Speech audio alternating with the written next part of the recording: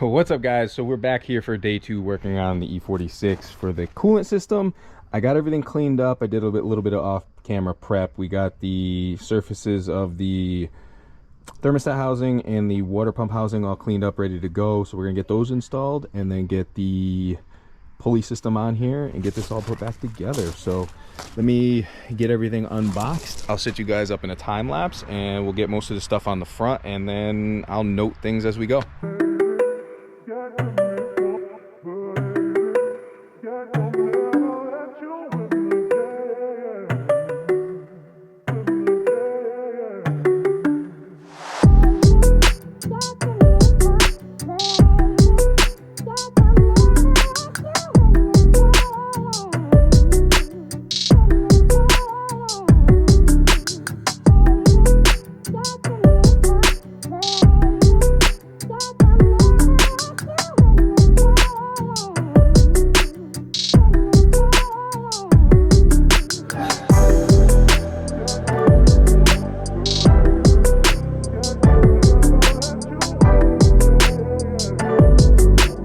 All right, guys, so we're running out of daylight here. I did get caught up with the mortgage company talking about lowering my interest rate, so it took up a bit of my time. But we got the water pump in, the pulley, the thermostat housing, and the radiator is in and mounted up.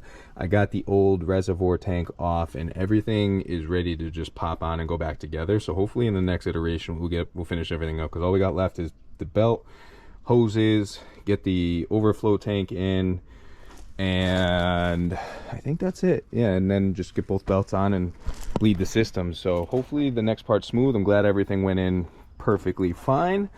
But yeah, we'll get to this probably.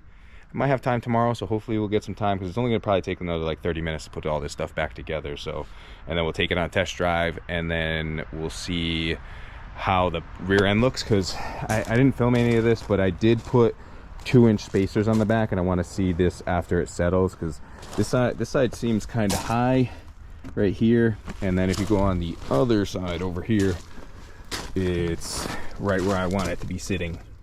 So I think it just needs to be settled, so I need to drive it. But we also still need 12.5 millimeter spacers to get this to where I exactly want it to be, and the brake system on this thing too. So, but yeah, we'll see you guys in another day to get all this stuff finished up. What's up, guys? So day 3 on the E46. We only have a couple things to wrap up. We got to get both belts on, the new hoses and the fan, and then just the air intake box, and then we're good to go on this thing. So I'm gonna go grab all the parts that we need, throw you guys into a time lapse. We'll get all this stuff together and check in when we get this all finished. It's pretty simple stuff. It's not anything crazy. You got the one hose that goes here. We got to get the new filler tank on, and that's pretty much it for the radiator side. And we can fill this thing up and start bleeding it. So let's get to it.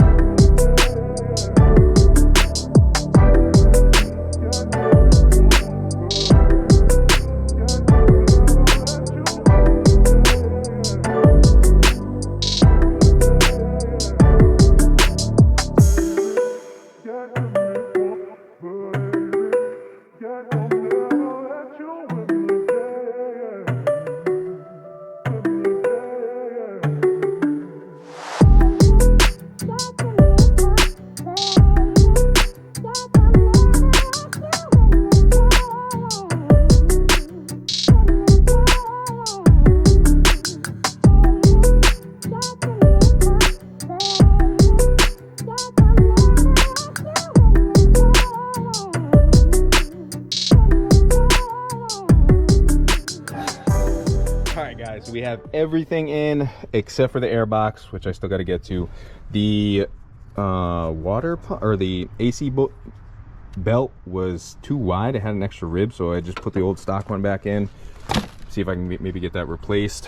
All the clips are in. I highly recommend when you do this to oil every single connection on this, because at first I was trying to get this thing on this the coolant expansion tank, and it would not go in. I put a little bit of the gear lube, the 75/90. All I did was just put my finger on it and just wipe it around, and these things slid on perfectly fine. So everything seems good. I'm gonna throw some coolant in this and we'll fire it up and see if it leaks. So let me get some coolant. I'm gonna put the air box back together, and I think that's everything. I'm just gonna go over all the spots, make sure I didn't miss any bolts or didn't put anything back together. But I did run this thing without anything on it and nothing really happened, so let's hope for no leaks. All right guys, so everything's hooked up. We have this thing full up. It was leaking out of this because this is for like a GM connector. I don't have the BMW connector for the filler, so I'm gonna fire this thing up, get the coolant moving so we can get that thermostat to open up, and then we'll hopefully let this bleed. I know there's some bleeding procedure for this, but I think this will work. Yeah, we'll find out together, so let's fire it up. As you guys know, my ignition's still fucked up on this and it's push to start. See, nothing happens when you turn that, but fires right up with that. Still no check engine light, no gauges or anything on in here, which is super nice. Let me roll down the window on this. So I'm just gonna monitor the temperature, let it get up to temp. Hopefully the fan opens or the radiator opens up, and we'll get this thing cool. But I'll check in with you guys in like a couple minutes when this thing's warmed up. All right guys, so you did have to do something to get everything going. There's a coolant bleed screw right here, and once I open that up to relieve some of the pressure, see as it flows out right there,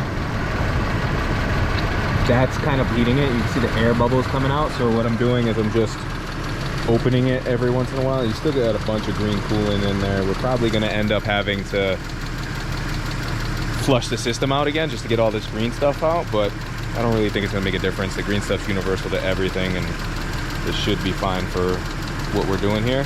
But I see a bunch of bubbles still coming out up here. I'm going to let this thing idle for a little bit, make sure it doesn't overheat, which still got good temperature there. Everything's good. I'm gonna leave it for, I don't know, 5 or 6 minutes, and then we'll check on it again and see where everything's going. But I think that's pretty much it. And then we'll put the last bits of the intake back on, and I got to do something about this and fix this because I cracked it when I came out. I might drill a hole and put a couple zip ties to hold it back.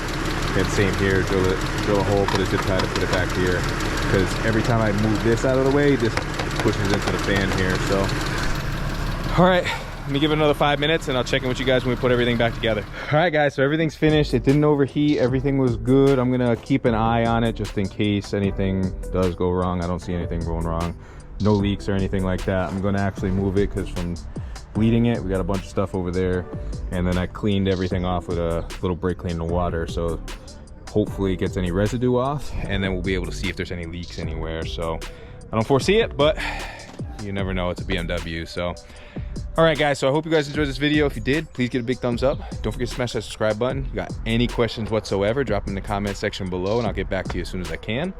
And yeah, I'll talk to y'all later. Peace.